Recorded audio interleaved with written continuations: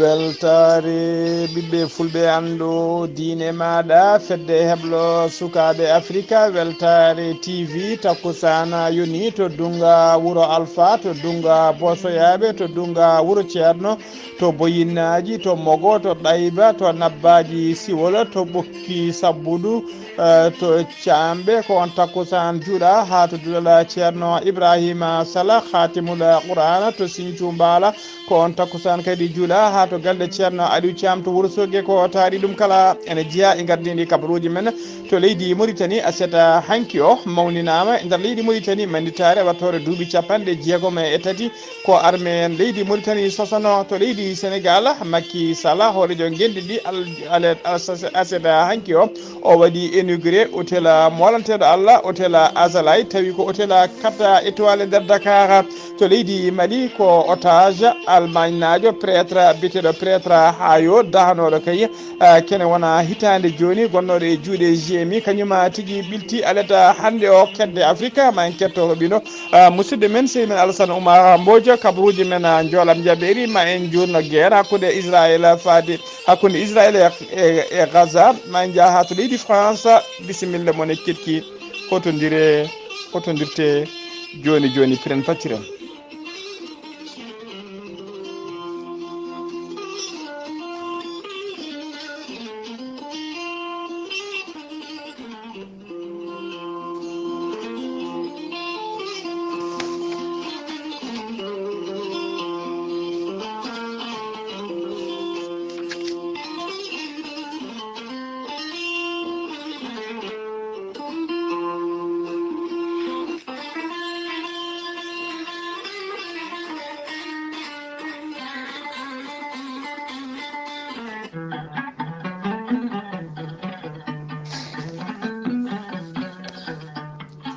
aadi bil aadi salade aadi ɓuuri firtude aadi ceerno Djiby Sy wi ko firtata aadi mo aadodiri e jayde weltare ɓiɓɓe fulɓe andu diine ma ceerno Djiby Sy ko wittiyanke leɗɗe ko safriyanke safruji fina tawa ceerno Djiby Sy ko jaadiɗo ɓalawal e danawal kala ceerno Djiby Sy ko laaɓɗo reedu malaɗo wune ceerno Djiby Sy Allah ne rokkimo hattani e mbawka wawde yaltinde rafiji kewɗi e mborsaji kewɗi comiɗe nder reedu neɗɗo tawi ko rafiji ɗi jomum foti oppirade reedu mum seeke o yaltina ɗi ha laaɓa tawa reedu jomum seekaka ha jomum yiira guite mum ha no hannirta ni ceerno Djiby Sy ne safra rafiji kewɗi ɗi jiida cirola ceerno Djiby Sy ne safra wonduɓe dogam sita wonduɓe e kista fibroma rewɓe ronkuɓe sowade rewɓe dartoraɓe e rewɓe sattoraɓe dewle kala ceerno Djiby Sy ne jogui leɗɗe fannuji tati hen fannu goto sa ƴetti ɗum fodde 1 rafini yalta ma ha laaɓa fannu ɗiɗaɓo o fodde 19 rafini yalta ma ha laaɓa fannu tataɓo o waddete koye gawri samme e gawri suuna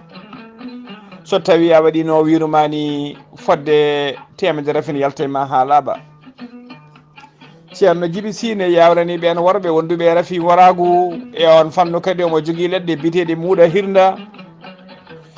hirda ko yeddi ƴeewa aƴatat joni joni jiɗɗa hoorema ha no hannirta ni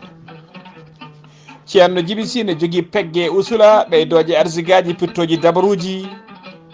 bawɗi neldede kala leydi e kala continent ceerno Djiby Sy ne yawrani ɓen worɓe ɓe arsigaji mumen kippi ceerno Djiby Sy ko bawɗo listihar ko indema inde nenema dokkatamo haala ko wonema ha mbiya yoni ceerno Djiby Sy ne andina dendagal yimɓe waɗanede listihara e nder leydi Mauritanie ko ujunere uguya so tawi noon ko taweteɓe e nder leydi Sénégal e dendagal leyɗele ñamoje franc CFA ko temedde nayyi mbuɗu woni 2000 franc CFA ceerno Djiby Sy ne jogui numéro weeva ko numéro orange money ko on kadi woni numéro makko appel e nder leydi Sénégal mbaɗata ko 00 221 78 128 35 98 so tawi noon ko yiɗɓe yewtidde ceerno Djiby Sy to banggue WhatsApp o wutorto ko numéro makko leydi Mauritanie mbatta ko 47 22 80 84 ceerno Djiby Sy ne andina dendagal kileneɓe mum wonde base makko tawateɓe nder nakshot ne golla ha no hannirta ni ene tawi ɗon miñi ko bawɗo golle ne wiye ceerno Alassane Sy. ceerno Alassane Sy numéro mum ko 32 62 04 99. ceerno Djiby Sy ne andina dendagal kilineɓe mum e oɗo saaha joni omo tawe to wuuro men Agname Siwol. galle makko ne tawe dande maayo sara agence direction agence weeva mawɗo mo Agname Siwol. dendagal otoji ummiɗi Dakar paari Fouta e ummiɗi Fouta ne payi Dakar birtoto ko yesso galle ceerno Djiby Sy. ceerno Djiby Sy ne andina dendagal kilineɓe mum omo addi leɗɗe kesi pulla e nder ɗen leɗɗe ene waɗi leɗɗe cafroje seero ittoje seero ha laaɓa e dendagal ñonkoto tawateɗe nder reedu neɗɗo.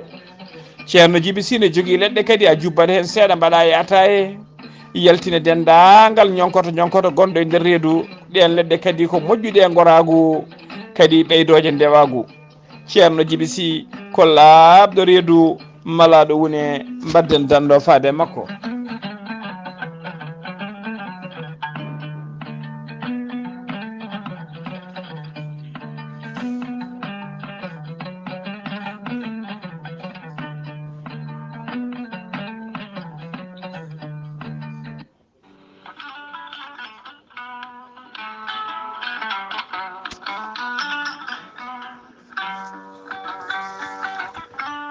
gorel te ko haako moƴƴo iwru ko tokkore dinnoro ari ko wallude e safrude ha moni kala yiito hen hoore muɗuma. gorel te ala effet ala hewam a ittat ko jamireɗa mbaɗa e ndiyam ngulɗam aɗa yara aɗa yiito cellal ɓandu maɗa. hewɓe hutortoɓe gorel te kolliti gila tan ɓami yarde gorel te dañi hen aafiya mawɗo no feewi. hewɓe hen fonnoɓe oppirade yogay ñabboji woni hen wurno ko poɗɗe kono hande o ɓe mbii alhamdulillah. gorel te ene safra yogay ñabbuji jangtaɗi eɗi jangtaka kala an joguiɗo AVC jogui cardiaque ƴiƴam dogata e ɓandu mum ɓandu wulor jaaɗoru janowo joguiɗo diabète yogay ñabbuji goɗɗi kala sa jokkodire gorel te ma wi alhamdulillah.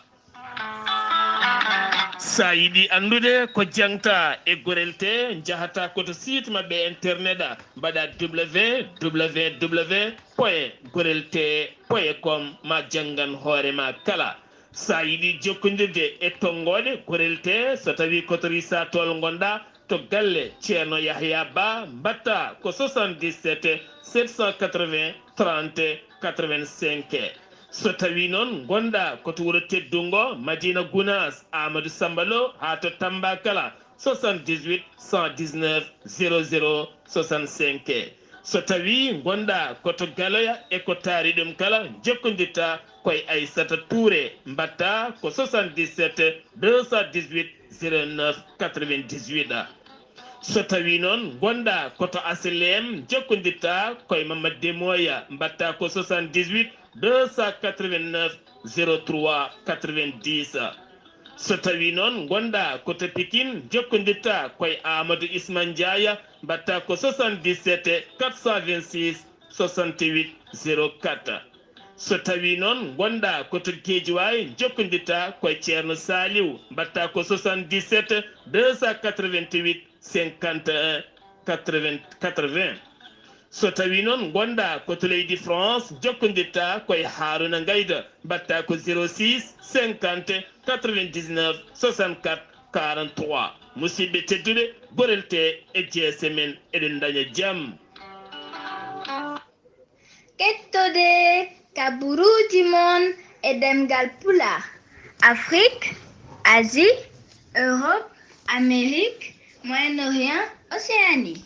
jaam ñalle moon musidɓe tedduɓe heɗen gone dewo nogas e jeegom lewru jolal hitande ujunnaji ɗiɗi e nogas e tati kabaruji moon e ɗemgal pulara e sowta he ko musidɗo moon sehil moon Ghalii Abuu to karallagal ha mbawon yiide hen to banggue nate ɓosoje ko miñi men sehil men Saydou Abou hono no mbirɗen e gardidi kabaruji men to leydi Mauritanie puɗorɗen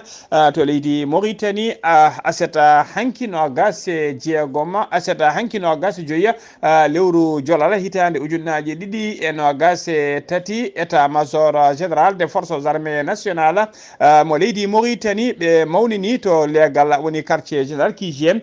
festival taw ko fati kay e mawningol manditare wattore duuɓi capanɗe jeegoma e duuɓi tati ko sosono koniyankagal e nder leydi Mauritanie création des forces armées ɗum waɗi ɗum ko kala hitande kala kay ñande nogas joyiya lewru novembre e kala hitande ɓe ummini toon noon araray woni drapeau mo gendi Mauritanie yeeso ministre de la défense nationale hono hanena wulsiɗi e tawtorede jaagogal kalfinangal ko fati gueɗe nder leydi e jaccingol laamu hono Mohamed Ahmed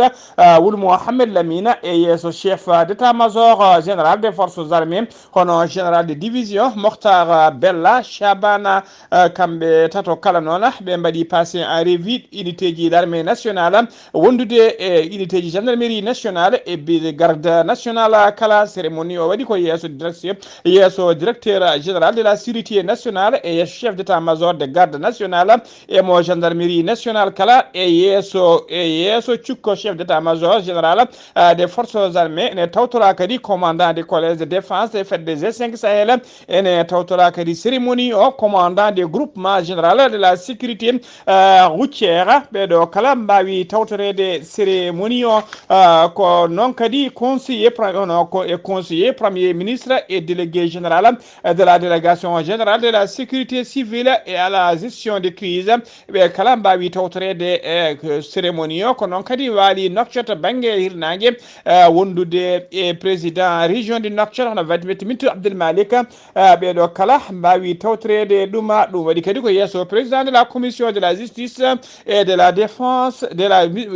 président de la commission de la justice de la défense et de la sécurité à l'Assemblée nationale ha joni kabaruji men e nder leydi Mauritanie Mohamed Cheikh El Ghazouani horejo gendi Mauritanie o waɗi félicité e duwanade forces armées leydi ndi e ardiɓe ɗum kala e manditare mabɓe wattore hitande duuɓi capanɗe jeegoma e duuɓi tati ko sosono koniyankagal e nder leydi Mauritanie manditare nde noon ko kala nogas joyiya lewru novembre o yetti noon o jarni kayya darde mabɓe tigui e yerlitare mabɓe kayinde ɓe daari gam jamma ñalawma gam rende leydi ndi e ɓesgu mum kala o jarni kadi kamɓe kala noon guilay officier ji sous officier ji ha ko wayno Demba Sumbulen woni les soldats kala o waɗi o jarni ɗumen o jarni ɗumen kay kamɓe faf kadi o hesɗini tigui wonde tigui o hesɗini considération et respect makko faade mabɓe kamɓe kala ha joni ko leydi Mauritanie keddoɗen aseɗa hankino gas joyiya lewru jolal hitaru junnaji ɗiɗi e nogas tati ñalawma noon ko ñalawma mo windere nde kala mawninta ko fati kayya e wiide yo dokko ko fati torlugol rewɓe e nder windere he kala ona ñalawma noon leydi Mauritanie yatirani hen ɓaawo saabu kay leydi Mauritanie mawnini oɗon ñalawma leydi Mauritanie mawnini ɗum aseta hanki o to palais des congrès e gaddugol ministre de l'action sociale de l'enfance et de la famille hono biteɗo Savia Ntaha noon teddinirano ñalawma o ko la première dame woni joom suudu horejo leydi ndi hono Mariama Mohamed Vadel tawtorama cérémonie o kadi yimɓe gouvernement hewɓe no fewi temmaɓe hitande hikka nde noon ko investir pour faire face aux violences faites aux femmes et aux filles woni tigui rendinde dole mumen e peeje mumen kala haɓade kay torlugol ko fate torlugol rewɓe e sukaɓe rewɓe e nder leydi he Savia natta holliri tigui ɓoyata ma lawɗine kuulal e nder leydi Mauritanie tawa noon ko haɓade ko fati kay e ɗina violence uji batteɗi e rewɓe wondude e sukaɓe rewɓe ha joni ko leydi Mauritanie keddoɗen Limama Wul Beybati kañum woni ministre de l'agriculture woni jawgal kalfinangal ko fate ndema e nder leydi he aseɗa hanki o ardima cérémonie on cérémonie on ko pawgol tufere arwinide avde kay barrage woni uddo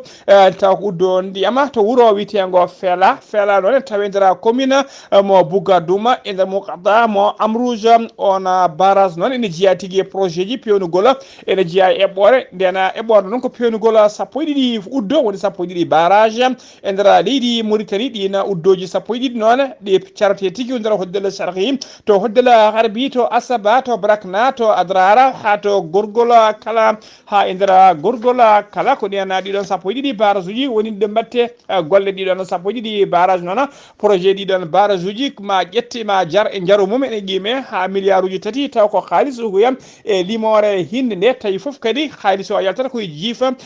état mo leydi Mauritanie ministre o holliri wonde horjo leydi ndi ina watti hakkille mum no feewi to banggue ndema saabu kay mo andi ko ndema tan wawata ƴellidde leydi hano hannirta ni o holliri noon koye on fannu e oɗo saaha joni capanɗe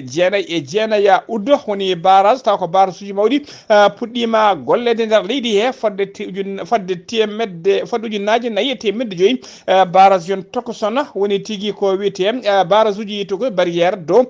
ɗum kadi fuɗɗima waɗede e nder leydi he o holliri noon oɗo barrage mo fayi tufere mum arwininde to wuuro witeego Fela on noon golle muɗum kala jar mumen e qime ha temedde 6.5 million taw ko haalisa ogoyam e limore hinde nde taw kadi jaajidi muɗum ene qime ha temedde 7 hectare ministre o holliri kadi e mbadi yidde kay ƴellidde ndema e foof noon e mbadi ƴellidde ndema o holliri fodde 45 ingénieur e technicien e fannu ndemo waɗama recruté oɗo saaha joni nana gollo e nder leydi he ha joni ko leydi Mauritanie keddoɗen jeen ha to Rosso Mauritanie sokonoɓe tata woni prisonnier ji tati taw ko sokonoɓe nder kasomo Rosso ɓe keeɓi fartange tigui futtade yaltude kaso ɓe dogui ha e oɗo saaha joni ɓe cuwa yitede ko aseta hankino gasi joya ha lewru jolal gonɗen ɗum ko nden tigui ɓe jalti kaso dadiɓe halfinaɓe nden kay kisala Rosso ko tawi ɗum nana darino dole mumen ponno kay beele mbawa yitude ɓeɗon tato dogɓe oɗon kaso haaɓe mbawa artirede tigui e nder ɗiɗon suudu niɓɓuru ko saaha juulala futuru noon ko nden tigui ɓe dañi fattangue kay moykinade e sortade e nder oɗon kaso ha joni kabaruji men ɗemgal pulaar to Rosso Mauritanie ko ɗon ƴetteten oɗo pont hayso soit gazde ko ɗon tacciten payen to leydi Sénégal Muntaka Sy ko neɗɗo dawrugol e jeeyaɗo e Benno Bokk Yakaar o holliri tigui o holliri hattani makko e mbawko makko so addude kay parrainage taw ko record mo hono mum weeɓani e nder leydi he tawi kadi ko faade Amadou Ba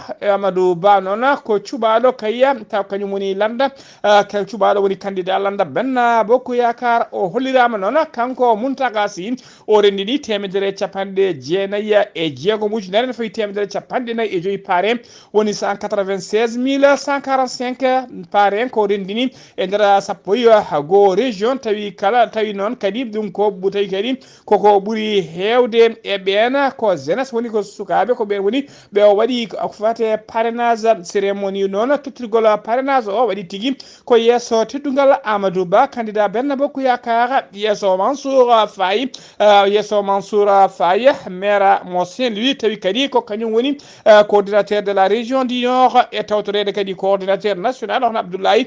Ndiaye Muntaka Sy maire mo Haylaw directeur général du port autonome de Dakar rendini yimɓe hewɓe no fewi e nder oɗon cérémonie ha joni ko leydi Sénégal keddoɗen Macky Sall hoɗo gendi Sénégal horadio gendi Sénégal gonɗo kay oɗo saaha e cilsitiri laamu mum o waɗi inauguré tawa ko hôtel Patama Limijo mo hinde 4 étoiles e nder Dakar ɗum ko aseda hankino gasi joya lewru jolal hitande ujunnaje 2 hôtel o noon wiyete ko hôtel Azalay de Dakar o tawte tigui koto corniche banggue to corniche banggue hirnangue woni corniche ouest ko commission noon national de classement ko kañumen classe oɗo hôtel a 4 étoiles hojo leydi ɗi Macky Sall e nder cérémonie he noon o yetti o janni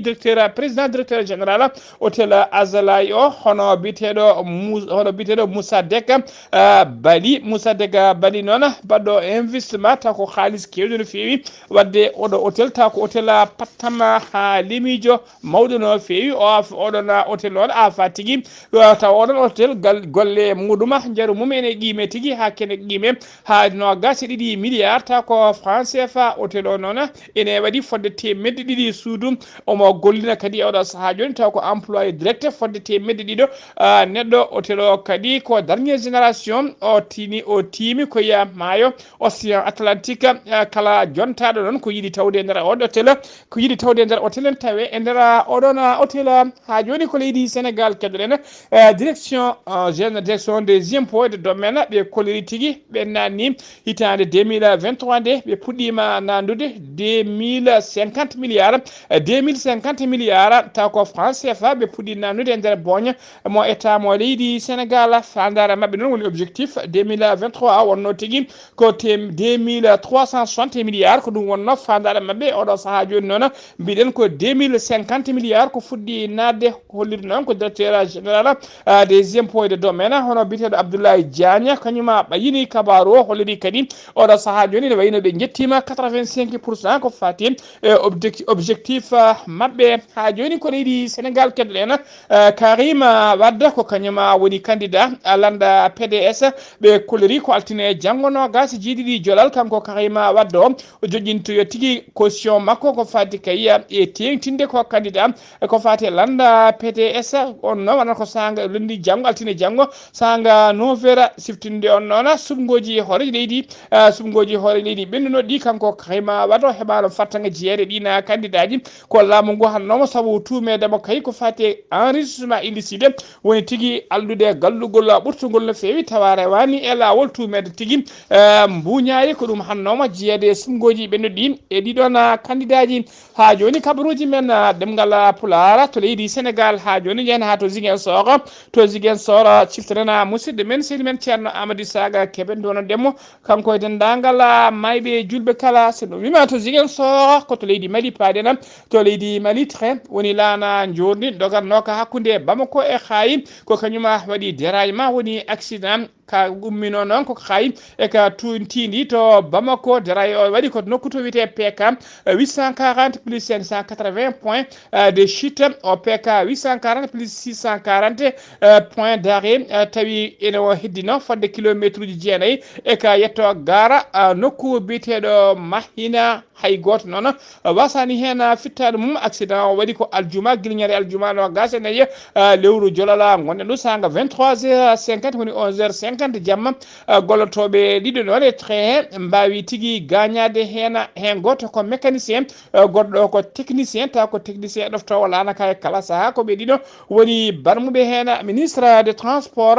leydi Mali o jarni dendagal ɓen dariɓe adduɓe ballal mumen kay e o saaha accident he ko noon kadi omo andina dendagal ɓesgudu leydi ndi kala wonde ɓoyata tigui ma train o wattu yaade hano hanniti mamtu ya garta mum hakkude Hayi fade Bamako fade Hayi noon ɓoyata tigui ma ɗum ɓamtu hano hannirta ni o holliri kadi wonde enquête jaajo udditama hen beelen ande holko saabi oɗon accident beele kay lawol gongol e ɗum wawa rentede ha joni ko leydi Mali keddoɗen to leydi Mali oɗo prêtre taw ko prêtre jeeyade to leydi Allemagne inde makko wiyete ko Hans Joachim o ɓuuri lollide noon ko hayo prêtre ko kanko tigui biftuno e nder Bamako guila nden noon wonno koye juuɗe ko dahanoɗo koye juuɗe groupe de soutien à l'islam et aux musulmans o ɓili noon o ɓiltima noon aleta hande o waɗi noon fodde ko saabu ko guila nogas lewru novembre 2022 ko guila nden o biftuno o waɗi tigui hitande e balɗe jeegom e juuɗe ɓen wiyeteɓe GIM woni groupe de soutien de l'islam et aux musulmans kono noon ha ɗo noon ni Bamako ni Berlin hay goto kay haalani holno woppitata ko fati e détail goppitagol makko ko ɓuuri sirde tan ko oɗo saaha joni o ɓiltima ha laaɓi omo tawe tigui e oɗo saaha joni o watti fofde kenal lakkitare ko alede hande nogas jeegoma lewru jolala o woppita habaruji men ɗemgal pulaar kedde Afrique ma jabbo musidɗo men seydi men Alassane Oumar Mbodj assalamu aleykum wa rahmatullah. Waaleykum salam wa rahmatullahi taala wa barakatuh. Ghalii Abuu ko tawɗen e kabaruji dongal Afrique ñalawma hande o dow hoore-biir nogas e jeegom lewru jolal ujunaji ɗiɗi e nogas e tati toon to leydi Mali hawnittiɓe islamiyankoɓe nodduteɓe hono jinim kamɓe ɗe ɓe jeytima ko kamɓe kay mbaɗi taw kadi ko janguji balɗe jawtuɗe baɗɗe toon ɗe ɗin nokkuji toon to hono Tumbuktu ɗum noon kono yonkoɓe ɓe noon en mbi wonde hono mbawi kadi hono rewtudeɓe e ummade ɗon e oɗon diwan waɗi noon hono mayɓe kono andaka tongaka taw mayɓe hono no poti ni ha hande de toon to leydi hono Mali ñande hono mawde nogas nayi jolal ujunaji ɗiɗi nogas e tati ɓe garti kay e jillu on général Abdourahmane hono jiyani mo leydi hono Niger arno ɗono ha wawa kadi hono ɓennude toon to leydi hono Burkina Faso gam kay wiide yoɓe mbadde haɓɓere hakkude mabɓe kamɓe leyɗele tati ɗe woni hono Niger Mali Burkina Faso ɓe tinna hakkude mabɓe nde tawno wonde enen gandi accord hakkude mabɓe ko guilay lewru septembre ɓennuɗo o ɗum noon hande de ɓe tengtina wonde habde ɓe waɗɗa boniyankoɓe ha leyɗele ɗe kadi mbawa kadi hisde e bone ɓen waɗɗa boniyankoɓe to Guinée Conakry no hoyre-biir nogas e joyi lewru jolal ujunaji ɗiɗi nogas tati woni niɓe ñalawma taw noon ko winderiyankore wawde kay hono sertude e ɗen kadi violence uji battoɗe ɗo ndi e ɓen faade e ɓen rewɓe woni duuɓi 14 toon to Guinée Conakry ɓen minteɓe janno e ɓen kadi rewɓe toon to stade mo 28 hono septembre haɓe mbawi kadi hono waɗɗi e village ji ɓe mbaɗi hen wonde ɓen kadi rewɓe no fewi no fewi addinino kadi rewɓeɓe kadi wawde kaydi kañumne hawrude hakkude mumen ha mbawa kadi ƴettude gurdam kesam kadi to wawde kadi rendude mbaɗa liggueyaji wonɗin ha kadi kono certe e wonɗen kadi kono caɗele Afrique du Sud ko leydi dey kewdi kadi taw ko firdaji e ɗen kadi baɗoje viol e ɓen hono rewɓe nde tawno wonde ɓen policier ji donki mabde ɓen waɗoɓe e ngal ɗon hono baɗal taw kadi ko wadde fade e ɓen rewɓe addini rewɓe noon e oɗo saaha mo gonɗen goto mabɓe foof mo jiiɗa ene jogui jogitade mum nde tawno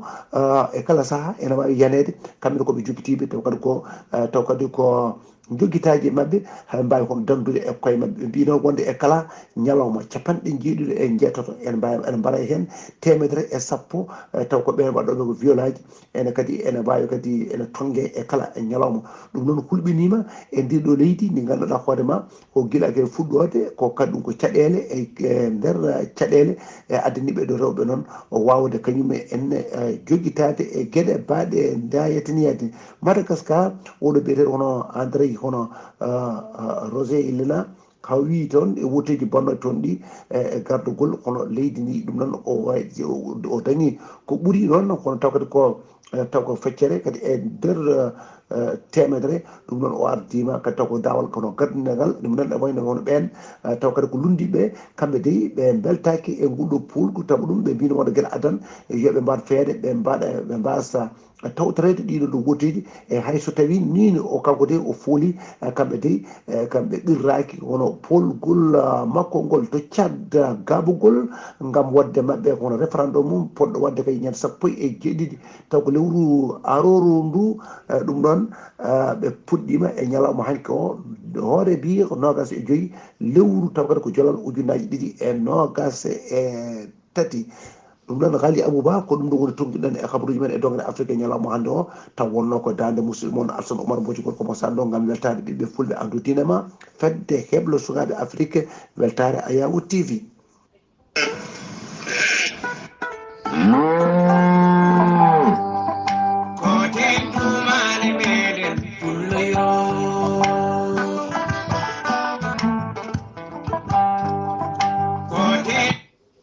Alassane Oumar Mbodji golle ma jooɗi peewi ko an uddi kabaruji men e dongre Afrique takkusana yoni ha to galle ceerno Mamoudou Waddou cité Sekna Yombel Dakar ko on takkusan kadi juula ha to galle ceerno Yaya Ba to Richard Tolla e ko taari ɗum kala kabaruji men joolam jaɓɓiri puɗorɗen ko hakkude Israël hakkude mum e Gaza ko hande woni ñalawma taw ko ñalawma tataɓo ko guerre o darti woni trêve noon ko hakkude mabɓe kayya hakkude ɓeena witeɓe Israël naɓe koni koɓe Israël e ɓeena Gaza naɓe aleta hande nogas e jeegom jolal 2023 gostodiral ko fati prisonnier ji hakkude mumen e otage ina jokki wadde hakkude Israël e Hamas so tawi ko cippama wonno eɗen mbawi wi ɗum e oɗo saaha joni noon ɗum ɗon de ɗon cippama wonat tigui ko barje saabu wonani haaɗi haada saabu aleta hande o Hamas holliri tigi wonde ɓe ɗacciri 17 otage ena 17 otage noon hen nayo ko hoɓɓe en jeyaka nder leydi Israël ɓen nayo hoɓɓe noon hen tato ko Thaïlande naaɓe goto ko goto jeeya tigui ko nder leydi Russie Israël kañumne foti woppidde e ñalawma hande o 50 e jeenayo prisonnier on paami tigui 50 en jeenayo prisonnier wostodira ko 17 otage camion timduɗi balle taw ko nguura woni camion humanitaire e safaruji ina jokki arde hano hannirta ni e nder Gaza Hamas habri alata hande o wonde kay ɓe kabri sankare commandant militaire mabɓe goto ko gardinoɗo brigade nord de Gaza wondude e tato wonɓe taw ko yontaɓe e nder Hamas woni tiggoye mawɓe tambinoɓe Hamas to banggue nord ɓen tato wondude e commandant woni nayo kala mbasi pittali mumen kamɓe kala noon ɓe kalki koye bombardement mo koninkoɓe leydi Israël mbaɗi e mabɓe ministére de la santé mo Hamas holliri tigui garmi garani jokki ha e ñalawma hande o hakkude yimɓe Israël naɓe hakkude mum e ɓen tawateɓe to Cisjordanie occupé o holliri noon aleda hande o Palestine naɓe jeetato mbarama e garmi garaji hen kamɓe kala wadde trêve guerre haɗa garmi garano jokki Palestine naɓe jeetato mbasi hen pittali men ɗum waɗi koto si Jordanie fedde gotago windere nde loni ɓe kolliri hanki wonde ko temedde ɗiɗi e capanɗe nayyi e jeetati camion humanitaire jetti e nder Gaza hen capanɗe jeegom e goo oto ndimdi ko médicament ji wondude e matériel médical temedere e capanɗe jeenayyi e jeetati otage ko heddi e oɗo saaha joni taw ko Palestine naɓe ko heddi e juuɗe Hamas ha joni kabaruji men ɗemngal pulaar udditen kabaruji men ko to leydi France laamu leydi France ne tawe e sunare mawde no fewi jaltugol aduna men ɗo wonde jaagogal kalfinade ko fati e gueɗe nder leydi e jaccinogol laamu woni men ɗo wonde ministre de l'intérieur biyeteɗo Gérard Colombe Gérard Colombe noon o meeɗino kadi wonde maire de Lyon ko yiye nder laamu Emmanuel Macron o suɓano o waɗa ministre de l'intérieur tawi kadi koye gouvernement gadanomo Emmanuel Macron suɓino ko heno jeeno ko aseta hankino gasi joyi lewru jolal woni lewru novembre sanga 21 woni 9h jamma ko den tigui o hooti e joomi ko o yaltiri aduna ko duuɓi capanɗe jeeɗiɗi e duuɓi jeegoma musidɓe tedduɓe gasi ha laaɓi ko adi keɗen udda kabaruji men duttuɗen seeɗa ko fati kayya e ko fati tigui e titode kabaruji men ko ɓuuri tengtude e nder leydi Mauritanie ko aseta hanki o mawninama manditare wattore duuɓi capanɗe jeegom e tati ko koniyankagal sosono e nder leydi Mauritanie so tawi koto leydi Sénégal ko uddidogol woni immigration oɗo hôtel molanteɗo Allah hôtel Azalaï tawi ko 4 étoiles mo Macky Sall udditi e ɗum e nder Dakar to leydi Mali ko otage tawa ko Allemagne najo prêtre najo bisonoɗo kene wona hitande e lebbi hitande balɗe jeegom gonnoɗo e juuɗe groupe de soutien à l'islam et aux musulmans kañuma woppita aleda hande o kedde Afrique on keɗima robindo musidɗo men Alassane Oumar Mbodja habaruji men jolam jaɓeri to leydi Gaza Israël to leydi France jaltugol aduna gonnoɗo ministre de l'intérieur gasi ha laaɓi ko musidɓe tedduɓe ñalawma janggo o so ala ko falima en ketto musidɗo men sehil men Sara Blay Sarr ketkimalaki jaam yo jaam Allah jogol jogo on.